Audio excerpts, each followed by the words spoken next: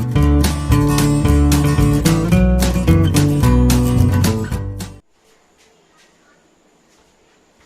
Hello दोस्तों, मेरा नाम है मयंक और आप देख रहे हैं ट्रांसफॉर्मेशन विद एजुकेशन चैनल। तो स्वागत करता हूं मैं आपका हमारे इस ट्रांसफॉर्मेशन विद एजुकेशन चैनल पर। तो आइए शुरू करते हैं। आज से हमारे इस चैनल पर हम क्लास 9 साइंस की सीरीज शुरू करने जा रहे हैं। साइंस एक बहुत इंपॉर्टेंट सब्जेक्ट है और ये IIT JEE NEET plus UPSC में भी साइंस एक सिग्निफिकेंट पोर्शन है। तो आइए हम क्लास 9 साइंस को पढ़ते हैं और 4 क्लास की science of class 9, 10th, 11 and 12th, ये 4 क्लास की साइंस बहुत इंपॉर्टेंट होती है। आगे फ्यूचर में अगर आप साइंस के क्षेत्र में आईआईटी जेई करना चाहते हैं, नीट करना चाहते हैं या फिर यूपीएससी में भी आर्ट्स की जरूरत होती है, लेकिन साइंस की भी उसमें जरूरत होती है, जनरल साइंस की। तो सबसे पहले हम क्लास 9 साइंस की बात करेंगे, उसके बाद हम 9 से शुरू करते हुए 10th, 11th, 12th सब कवर करेंगे। लेकिन सबसे पहले हम क्लास 9 के बारे में बात करते हैं। तो क्लास 9 साइंस, तो according to the NCERT system के अनुसार जो क्लास 9 की साइंस है और 10th की भी साइंस है, मतलब जो क्लास 9 और 10th की साइंस इंटीग्रेटेड है, मतलब उसमें फिजिक्स, केमिस्ट्री, बायोलॉजी, ये तीनों अलग अलग नहीं है, एक ही बुक में है, मिक्स चैप्टर्स के रूप में है। और क्लास 11th और 12th में 11th और 12th में ये इनकी बुक्स अलग अलग हैं और ये अलग हो गए हैं, इनको अलग अलग कर दिया गया है। और क्लास 9th और 10th में इंटीग्रेटेड है।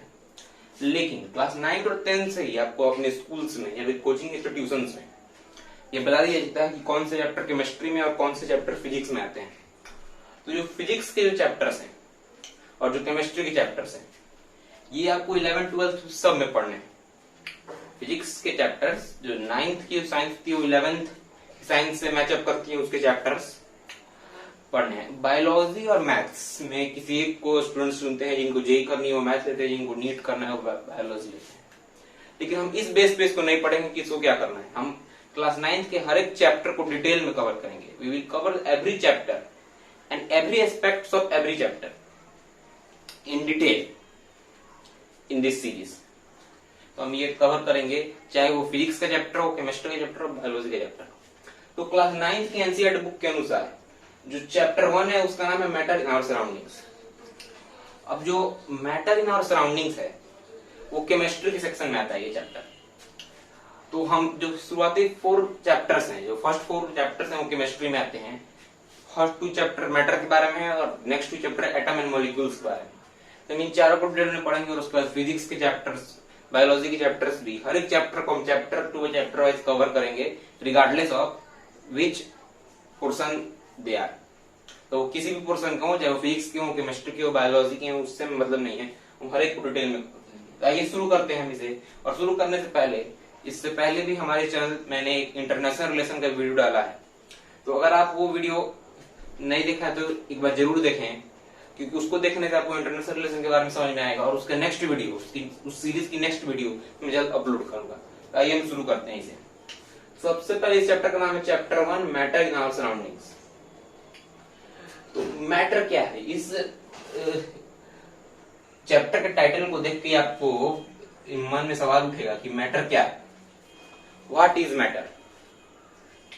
तो जो मैटर है, anything which occupies space and has mass is called matter. ऐसी कोई भी चीज जो किसी स्पेस को कवर करती हो, ऑक्युपाई करती हो और जिसका मास हो, उसको हम मैटर बोलते हैं। यहाँ पे मास का मतलब वेट नहीं है। बहुत लोग मास और वेट को एक मानते हैं और यही पे गलत होता है, दिस इज रॉन्ग। तो anything which occupies space and has mass is called matter. Space को हम वॉल्यूम भी बोल सकते हैं, मैंने लिखा है और वॉल्यूम। एग्जाम्पल शुगर भी स्पेस ऑक्युपाई करती है। अगर आप चीनी यहाँ पे रख देंगे तो इतना स्पेस ऑक्युपाई करेगा। Salt CO2 atmospheric space occupy करती है and has mass O2, petrol, air and water. ये इसके कुछ एग्जांपल्स हैं। तो ये एक सिंपल, मैंने यहाँ पे एक सिंपल लाइन बोल दी कि anything which occupy space and mass is called matter. लेकिन मैटर को हम डे टू डे लाइफ में भी काउंटर करते हैं, क्योंकि sugar, salt, petrol, air and water हमारे डे टू डे लाइफ की चीजें हैं। एयर एंड वाटर तो डे टू डे लाइफ की चीजें हैं, क्योंकि इनके बिना तो आदमी जीवित ही नहीं रह सकता। मतलब life can't sustain without air and water. तो एयर एंड वाटर को हम मैटर मानते हैं, लेकिन ऐसी बहुत सी डे टू डे चीजें हैं जो हम उन्हें इनकाउंटर करते हैं हर एक दिन, लेकिन उन्हें मैटर नहीं कर सकते। जैसे हमारी emotions, happiness, sadness, rudeness, cheerfulness, मतलब जो भी हमारी इमोशंस हैं, साइकोलॉजिकल और मेंटल इमोशंस हैं, उनको मैटर नहीं मान सकते। क्यों नहीं मान सकते हैं? क्योंकि इस डेफिनेशन के आधार पे वो कोई भी स्पेस ऑक्युपाई नहीं करती है।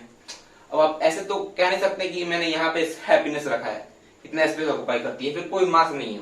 आप ऐसे भी नहीं कह सकते कि 1 किलो में 1 किलो खुश हूं या फिर 2 किलो दुखी हूं। उनमें मास भी नहीं होता है और स्पेस भी नहीं होता है, वो स्पेस ऑक्युपाई भी नहीं करती है, इसलिए उनको मैटर की कैटेगरी में हम नहीं रख सकते।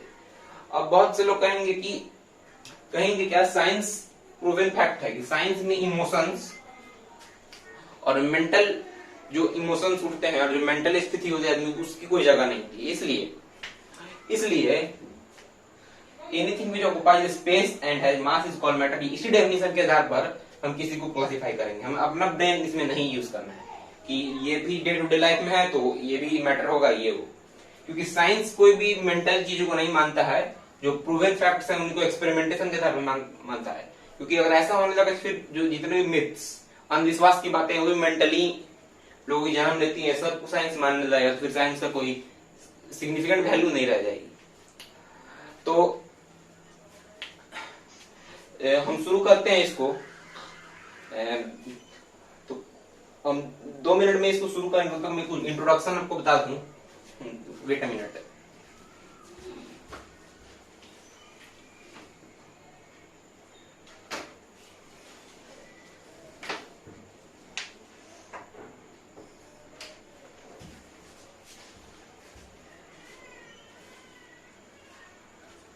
तो अब हम इसको शुरू करते हैं। तो मैंने जो डेफिनेशन बताया है कि anything which occupies space and has mass is called matter. Example sugar, salt, CO2, O2, petrol, air and water. अब यहाँ पे 2 टर्म आए हैं, स्पेस और वॉल्यूम और मास। इन दोनों को हम डिफाइन करते हैं। तो मास क्या चीज है? Mass it is a measure of the amount of matter of in a substance और एन ऑब्जेक्ट। मतलब किसी भी चीज या फिर सब्सटेंस में, ऑब्जेक्ट में कितना मैटर है, कितना अमाउंट ऑफ मैटर है, उसका ये मेजरमेंट करता है। इसी को हम बोलते हैं मास। तो जैसे कि ये मार्कर है, इसके अंदर कितना मैटर है, उसी की जो मेजरमेंट होगा वो उसको हम इस मार्कर का मास बोलेंगे। ये व्हाइट बोर्ड है, इस व्हाइट बोर्ड के अंदर जितना मैटर होगा, यानी जितना इसका मटेरियल होगा, उसका जितना मेजरमेंट होगा, उसको हम बोलेंगे मास। इस मास को हम नापते हैं किलोग्राम में। इसके ऐसा यूनिट है किलोग्राम केजी। और कुछ छोटे मेजरमेंट होते हैं, जैसे कि ये मार्कर तो हम इसका वेट 1 किलो तो नहीं होगा, जिसको हम ग्राम्स में नापते हैं। और 1 kg इज इक्वल टू 1000 ग्राम, ये रिलेशन तो लगभग सबको पता है। तो इसलिए इसको हम मास बोलेंगे। यानी कोई भी चीज के अंदर कितना अमाउंट ऑफ मैटर है, उसके मेजरमेंट को हम उसको मेजर करते हैं, उसी को हम लोग मास बोलते हैं। अब बात करते हैं वॉल्यूम की या फिर स्पेस की। और स्पेस किसको कहते हैं? It is a measure of the amount of space that a substance or an object takes up। मतलब कोई भी सब्सटेंस या फिर कोई भी ऑब्जेक्ट कितना स्पेस ऑक्युपाई करती है, उसके मेजरमेंट को, मतलब कितना अमाउंट ऑफ स्पेस ऑक्युपाई करती है, उसके मेजरमेंट को हम बोलते हैं वॉल्यूम और स्पेस। मतलब ये अगर मार्कर है, अगर मैं मार्कर को यहाँ पे इस पर रख दूं तो ये कितना स्पेस ऑक्युपाई करेगी, लगभग इतना स्पेस ऑक्युपाई करेगी। ये का जो मेजरमेंट है, इसको हम बोलेंगे वॉल्यूम। और मास इसको बोलते हैं, ये इसी मार्कर के अंदर कितना मैटर है, उसके मेजरमेंट को हम बोलेंगे मास। और ये कितना स्पेस ऑक्युपाई करती है, उसको हम बोलेंगे वॉल्यूम।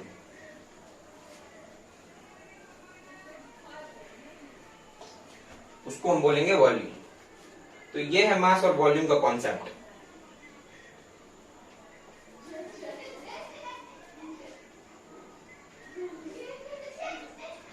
अब आगे हम बात करते हैं। और जो वॉल्यूम की ऐसा यूनिट है वो क्यूबिक मीटर क्यूब, यानी वॉल्यूम को हम मीटर क्यूब में नापते हैं। तो ये बात थी, हमने मैटर की बात की। यहाँ पर मैटर में 2 टर्म आते हैं, स्पेस और वॉल्यूम और मास, उसके बारे में बात की हमने। अब हम मैटर की प्रॉपर्टीज पढ़ेंगे, लेकिन उससे पहले हम जानते हैं कि मैटर के टाइप्स कितने होते हैं और उन्हें कितने टाइप्स में क्लासिफिकेशन किया जाता है। तो मैटर के 2 टाइप की प्रॉपर्टीज होते हैं, एक फिजिकल प्रॉपर्टीज और एक केमिकल प्रॉपर्टीज। फिजिकल प्रॉपर्टीज होते हैं जो उनको प्रत्यक्ष रूप से हम देख पाते हैं, यानी सामने आमने सामने दिख पाते हैं। उनके केमिकल कॉम्पोजिशन में कोई परिवर्तन नहीं होता है, लेकिन उनके फिजिकल स्टेट में उनके कुछ कन्वर्जन होती है, आपस में कुछ परिवर्तन होता है। और जो केमिकल प्रॉपर्टीज में, केमिकल प्रॉपर्टीज टोटली दूसरे से अलग होती हैं। उनके जो रासायनिक जो केमिकल उनकी कॉम्पोजिशन वो भी अलग होते हैं। तो हम बात करते हैं पहले फिजिकल प्रॉपर्टीज के बारे में। तो जो फिजिकल प्रॉपर्टीज है, तो on the basis of physical properties matters can be classified into three types: solid, liquids and gases. Solids, as you know, they have definite shape and definite volume. Liquids do not have definite volume, but they have liquids do not have definite shape, but they have definite volume. And gases neither have definite volume nor have definite shape. मतलब solids का अपना shape होता है, अपना volume होता है। Liquid के पास अपना वॉल्यूम तो होता है, पर शेप वो खुद का नहीं रहता। वो जिस कंटेनर में डालेंगे उनका शेप, उसका शेप बोले रहते हैं। और गैस के पास ना डेफिनेट वॉल्यूम होता है ना डेफिनेट शेप होता है। वो उसी कंटेनर का शेप ले लेंगे जिसमें डालेंगे, और कितना भी स्पेस रहेगा उसको फिल करेंगे, उतना ही गैस। उनका खुद का कोई डेफिनेट वॉल्यूम होता नहीं।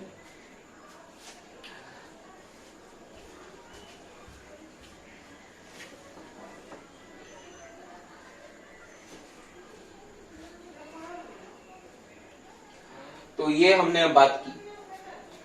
और on the basis of chemical properties, chemical properties के बेस पे भी मैटर को तीन टाइप में क्लासिफाई किया जाता है। वो तीन टाइप हैं: एलिमेंट्स, कंपाउंड्स एंड मिक्सचर्स। ये केमिकल प्रॉपर्टीज के बेस पे। तो हम इस चैप्टर में सिर्फ फिजिकल प्रॉपर्टीज के बेस पर कैसे मैटर को क्लासिफाई करते हैं, उनकी प्रॉपर्टीज क्या है, जो क्लासिफिकेशन बन गया है, सॉलिड की प्रॉपर्टी, लिक्विड की प्रॉपर्टी, गैस की प्रॉपर्टी क्या है, इन सब के बारे में समझेंगे। जो केमिकल प्रॉपर्टीज के बेस पे जो क्लासिफिकेशन है एलिमेंट, कंपाउंड्स एंड मिक्सचर्स के रूप में, उनको हम नेक्स्ट चैप्टर में पढ़ेंगे, चैप्टर नंबर 2 में। तो ये डिटेल में कवर किया जाएगा, कोई भी पार्ट उसका स्किप नहीं किया जाएगा। तो आप हमारे साथ बने रहें। तो अब बात करते हैं हम प्रॉपर्टीज ऑफ मैटर। अच्छा, ये जो शब्द आ रहा है कि one word I often use is that property. Property, जैसे प्रॉपर्टीज ऑफ सॉलिड बोला मैंने, प्रॉपर्टीज ऑफ गैस बोला मैंने, प्रॉपर्टीज ऑफ लिक्विड बोला, प्रॉपर्टीज ऑफ मैटर भी बोला अभी। तो प्रॉपर्टीज क्या है? तो प्रॉपर्टीज वर्ड का डेफिनेशन होता है मतलब किसी चीज की विशेषता, उसकी स्पेशलिटी। जैसे उसको अगर हम डिफाइन करें तो उसको हम बोल सकते हैं कि a property is a characteristic, a property is a characteristic और trait that describes the matter, that defines the matter, कि which type of matter it is, whether it is solid, whether it is liquid or whether it is gas, which type of it, or whether it is element, whether it is compound or mixture। तो इसी को बोलते हैं property, मतलब उसकी विशेषता बताने वाले को उसको प्रॉपर्टी बोलेंगे। तो अभी हम बात करते हैं प्रॉपर्टीज ऑफ मैटर की। तो मैटर की 4 प्रॉपर्टीज होती हैं, और लेकिन उससे पहले भी हम बात करेंगे कि जो मैटर है, मैटर क्या चीज बना होता है। Matter is made of very tiny particles, they are made of very very tiny particle that is beyond our imagination. और वो टीनी पार्टिकल्स क्या है? वो टीनी पार्टिकल और कुछ नहीं है, एटम्स एंड मॉलिक्यूल्स हैं। क्या है? Atoms and molecules. और जिसके बारे में चैप्टर नंबर 3 और 4 में डिटेल में पढ़ेंगे, तो आप उसकी चिंता ना करें कि कैसे क्या होगा। चैप्टर नंबर 3 और 4 में इसके बारे में हम डिटेल में पढ़ेंगे। तो अभी जब हम बात करते हैं एटम्स एंड मॉलिक्यूल्स की, एटम्स के अंदर क्या होता है, इलेक्ट्रॉन, प्रोटॉन, न्यूट्रॉन, उसके बारे में भी हम डिटेल में पढ़ेंगे। एटॉमिक थ्योरी, वैलेंसी, ये सब के बारे में। तो जो अभी इतना ध्यान रखिए आपकी, matter is made of very very tiny particles and the tiny particles that made up the matter, that make up the matter are none other than atoms and molecules. सिर्फ एटम एंड मॉलिक्यूल्स ही, और कुछ नहीं उसमें। तो और matter is made of very very tiny particles, ये जो मैंने बात कही, मैटर की एक प्रॉपर्टी भी है, उसकी एक विशेषता भी है। और उस विशेषता कैसे है उसकी प्रूफ भी हम बताएंगे एक्टिविटी द्वारा। तो अभी हम शुरू करते हैं प्रॉपर्टीज ऑफ मैटर के बारे में। तो अभी तक हमने पढ़ा है मैटर के बारे में। मैटर के डेफिनेशन में जो 2 वर्ड आए हैं, मास एंड स्पेस, उसके डेफिनेशन के बारे में पढ़ा हमने, उनकी ऐसा यूनिट पढ़ा। उसके बाद हमने पढ़ा कि मैटर क्या चीज से बना होता है, they are made of very very tiny particles. उसके बाद हमने मैटर की क्लासिफिकेशन के बारे में पढ़ा कि फिजिकल प्रॉपर्टीज के बेस पे और केमिकल प्रॉपर्टीज के बेस पे क्या होती है। हमने प्रॉपर्टीज का डेफिनेशन भी पढ़ा। अब हम पढ़ते हैं प्रॉपर्टीज ऑफ मैटर, जो आज की हमारी इस वीडियो का लास्ट टॉपिक होगा। इस प्रॉपर्टीज को पढ़ने के बाद हम अगले वीडियो में मैं आपको बताऊंगा properties of solid, liquids and gases. तो आइए हम शुरू करते हैं हमारे वीडियो को और आगे बढ़ाते हैं। तो जो प्रॉपर्टीज ऑफ मैटर होता है, प्रॉपर्टीज ऑफ मैटर मतलब मैटर की विशेषता के बारे में बताते हैं।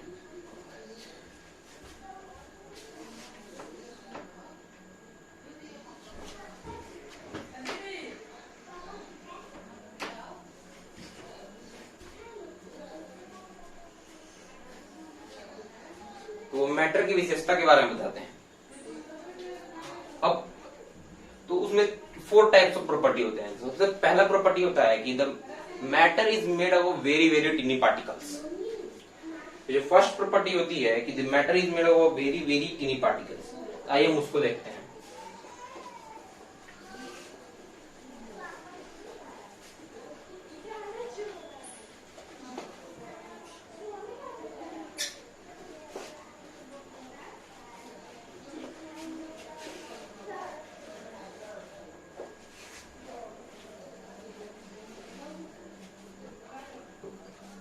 पढ़ेंगे यहां पर properties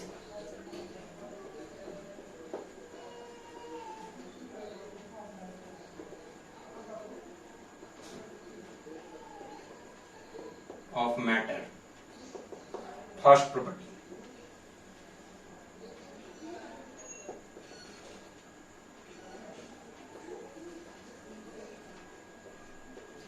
the particles of matter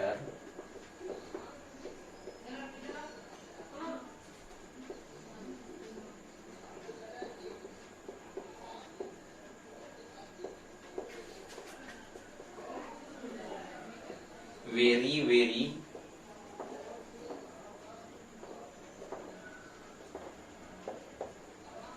the particles of matter are very very small।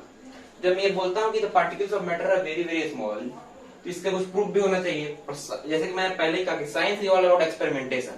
वो हमारे मन की बातों को नहीं सुनते हैं कि कोई किसी ने बोल दिया कि वो बहुत छोटे होते हैं तो वो नहीं सुनेगा। इसके एक्सपेरिमेंट्स क्या है, उसकी प्रूफ क्या है। तो प्रूफ ये है कि उसके लिए एक्टिविटी आपको डिराइव करनी होगी, एक्टिविटी आपको करना होगा। यानी एक्टिविटी क्या करना है, तो आपको एक बीकर में 100 ml वाटर लेना है। Take a beaker and fill it with 100 ml of water, then add potassium permanganate solution, add potassium permanganate to it. तो 100 ml पोटेशियम परमैंगनेट सॉल्यूशन बन जाएगा।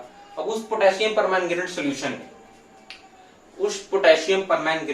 में जो वाटर से बना है उसमें से आप 10 ml वाटर निकालिए। 10 ml पोटेशियम परमैंगनेट जो सॉल्यूशन बना है उनसे 10 ml निकालें और एक दूसरा बीकर जिसमें 90 ml वाटर पहले से आपने ले चुके हैं, मतलब ले लेना है, उसमें डालिए। तो ये टोटल 100 ml सेकंड बीकर में भी हो जाएगा। और उसकी जो कलर की इंटेंसिटी है वो लो हो जाएगी क्योंकि जो उसमें 10 ml ही प्योर कलर्ड वाटर है, प्योर पोटेशियम परमैंगनेट वाला। 90 ml तो वो अलग वाटर है, क्लीन वाटर। तो ये भी 100 ml हो गया। फिर इस प्रोसेस को कंटिन्यूअस रखना है आपको। फिर इसमें से भी 10 ml वाटर निकालना है और 90 ml में ऐड करना है तीसरे बीकर में। उसी तरह 10 ml निकालना है चौथे बीकर में ऐड करना है, इसमें 90 ml है। इसको कंटिन्यूअस करना है। इसको 5-6 से 7 बार कर सकते हैं। इसके करने के बाद भी आपको पोटेशियम परमैंगनेट का जो पर्पल कलर होता है वो आपको थोड़ा सा फेडिंग दिखेगा, वो कलर डिम होते जाएगा। लेकिन आपको कलर आपको थोड़ी मात्रा में, थोड़ी सी सही मात्रा में जरूर दिखेगा। ये एक्टिविटी क्या डेमोन्स्ट्रेट करती है? ये what does activity tells, what do you observe about it? तो इसके बारे में आप कमेंट बॉक्स में लिख के बता सकते हैं अगर आपको ये एक्टिविटी करनी है तो। लेकिन खैर मैं बता देता हूँ इसका ऑब्जर्वेशन ये होगा, इसकी कंक्लूजन ये होगी कि आपको पता चलेगा कि एक छोटे से पोटेशियम परमैंगनेट की मात्रा से, कम मात्रा से जो आपने फर्स्ट बीकर में किया है उसको पर्पल कलर, उससे कितनी बार भी करने के बाद तो पर्पल कलर जा नहीं रहा है, फेड नहीं हो रहा है। ये क्या बताता है कि उस छोटे से भी पोटेशियम परमैंगनेट में इतने सारे पार्टिकल्स थे और इतने छोटे पार्टिकल्स थे कि वो खत्म हो ही नहीं रहे हैं। ये एक्टिविटी डेमोन्स्ट्रेट करती है the particles of matter are very very small. ये एक्टिविटी डेमोन्स्ट्रेट करती है कि the particles of matter are very very small. और ये छोटे क्यों है?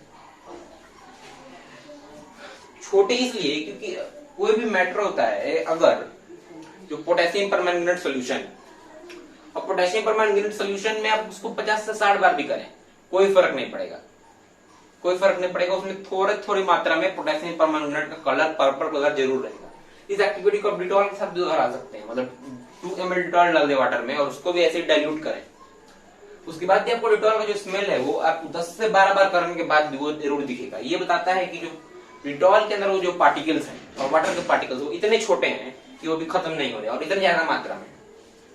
तो ये है कि पहला प्रॉपर्टी है, the particles of matter are very very small. तो ये हमने समझा एक्टिविटी के माध्यम से, और ये एक्टिविटी आपके एनसीईआरटी के 1.2 एक्टिविटी नंबर 1.2 चैप्टर 1 में दी हुई है। अब सेकंड प्रॉपर्टी पढ़ते हैं।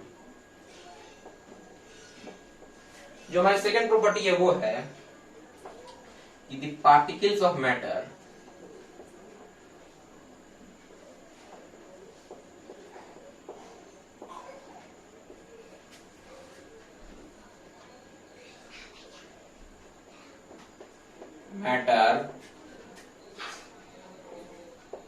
have spaces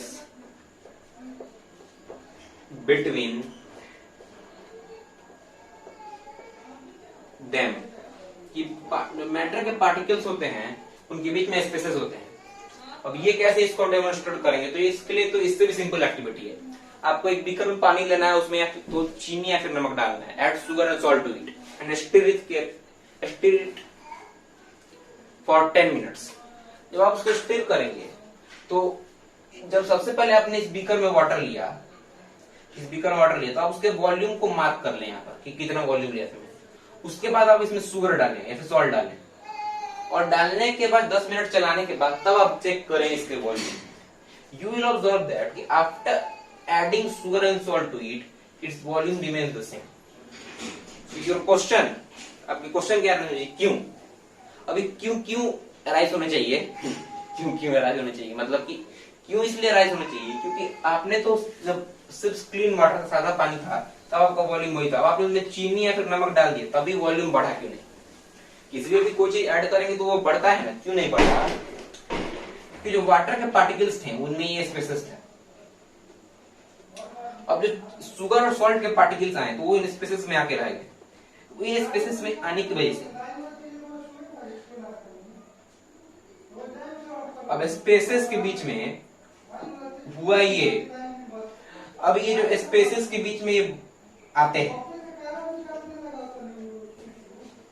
ये स्पेसेस के बीच में आने की वजह से उनको आने के बाद से इसलिए उनकी वॉल्यूम नहीं बढ़ती है। वॉल्यूम इसलिए नहीं बढ़ती है क्योंकि वो जब स्पेस के बीच में आ जाएंगे तो वॉल्यूम किस तरह बढ़ गई। अगर स्पेस नहीं होते तो जब ये स्पेस इस तरह से आ जाता तो अगर ये ऐसे पार्टिकल्स होते तब इसमें शुगर और सॉल्ट ऊपर आ जाता, इस तरह से शुगर और सॉल्ट ऊपर आ जाता उनके पार्टिकल्स, तो इस तरह से ये वॉल्यूम इंक्रीज हो जाता। लेकिन ये स्पेस की वजह से वो दोनों के स्पेस के बीच में सेटल हो जाते हैं और इस सेटलमेंट की वजह से उनकी वॉल्यूम इंक्रीज नहीं होती है। यही एक इस एक्टिविटी से डेमोन्स्ट्रेट होता है कि जो particles of matter spaces between them, और ये भी आपकी एनसीईआरटी बुक्स में है, आप उसको थोड़ा रीडिंग करेंगे आपको समझ में आएगा। देखिए एनसीईआरटी बुक की रीडिंग करना बेस्ट वे है साइंस को पढ़ने का, दूसरा कोई तरीका नहीं है। कितने भी वेबसाइट बुक्स पढ़ लें तक एनसीईआरटी को नहीं पढ़ेंगे कोई फायदा नहीं होगा। तो एनसीईआरटी बुक बस थोड़ा रीडिंग करें, मेरी एडवाइस तो ये है। बाकी अगर आप, मैं साइड बुक पढ़ने को खराब नहीं बोल रहा हूँ, लेकिन आप एनसीईआरटी थोड़ा रीडिंग करें और हेल्प के रूप में लें साइड बुक। तो किसी भी चीज को हम खुद से पढ़ते हैं और किसी से भी मेंटोर से या फिर ट्यूटर से हम स्कूल में पढ़ते हैं और फिर ट्यूटर से हेल्प लेते हैं, उस तरह से हमें एनसीईआरटी बुक पढ़नी है और साइड बुक से हेल्प लेनी है।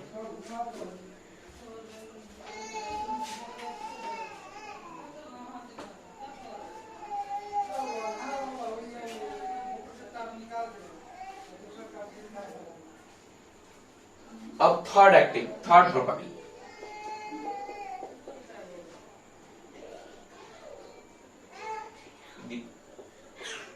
the particles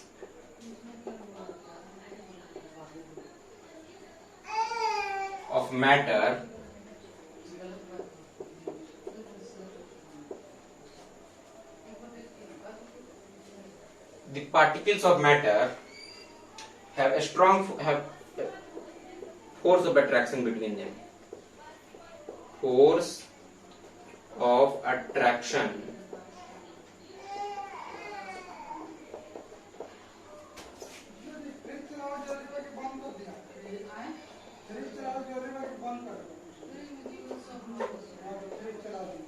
have a strong force of attraction between them.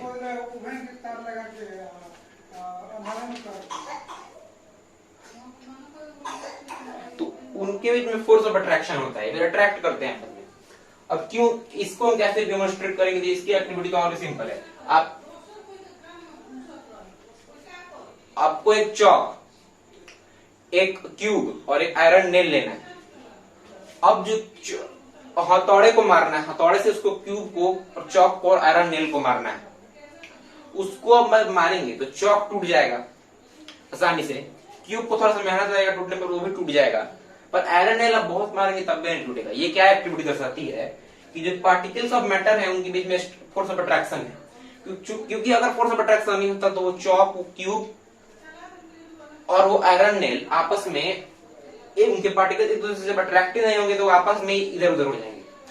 और ये भी दर्शाता है कि जो फोर्स ऑफ अट्रैक्शन है in chalk, in particles of chalk is weak, is very weak. The force of attraction between the particles of cube is quite weak and the force of attraction in particles of an iron nail is strong. ये दिखाता है कि इनके बीच में force of attraction है, किसी में week है, किसी में कम वीक है, किसी में स्ट्रांग है, किसी में ज्यादा स्ट्रांग है, पर सब में है। ये एक्टिविटी दिखाता है। अब जो फोर्थ और लास्ट प्रॉपर्टी है कि the particles of matter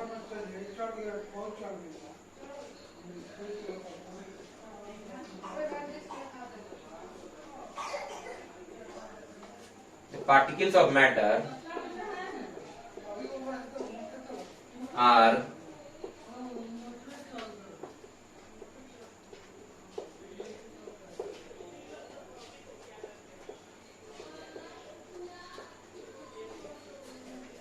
continuously moving।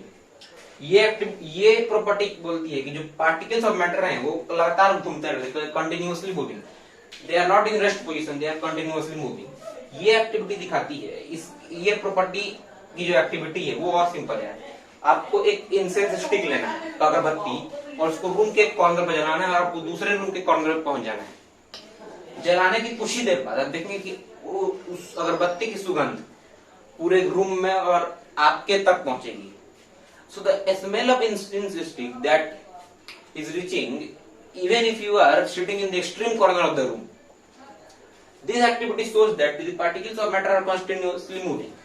And if you think that it is not moving, then how is it possible that an incense stick which is burning in the extreme another corner of the room is reaching to your nose? ये कैसे possible है? ये possible है ही नहीं, क्योंकि जो incense stick के particles हैं वो एयर के पार्टिकल से मिक्स होते हैं, और एयर के पार्टिकल्स जो कि कंटिन्यूअसली मूविंग है वो आपके नोज तक पहुंचते हैं और साथ में इंसेंस स्टिक के पार्टिकल्स भी पहुंचते हैं, इसलिए आपको सुगंध आती है। अगर इंसेंस स्टिक के पार्टिकल्स मूव ही नहीं करते तो वो अगरबत्ती से निकलते ही नहीं बाहर, तो वो एयर में मिक्स नहीं होते, और एयर के पार्टिकल्स अगर मूव नहीं होते तो आप तक नहीं पहुंचते। तो ये दिखाता है कि एयर भी मैटर है और इंसेंस स्टिक भी मैटर है। तो ये दिखाता है कि एयर भी के पार्टिकल्स भी मूव करते हैं और इंसेंस स्टिक के पार्टिकल्स भी मूव करते हैं। तो both particles are moving, the particles of air and the particles of incense stick. तो ये बताता है कि the particles of matter are continuously moving. तो ये चार प्रॉपर्टी हमने पढ़ी यहाँ पर। फर्स्ट प्रॉपर्टी है the particles of matter are very very small. Second property is the particles of matter have spaces between them. Third property is the particles of matter have force of attraction between them. And fourth and last property थी the particles of matter are continuously moving.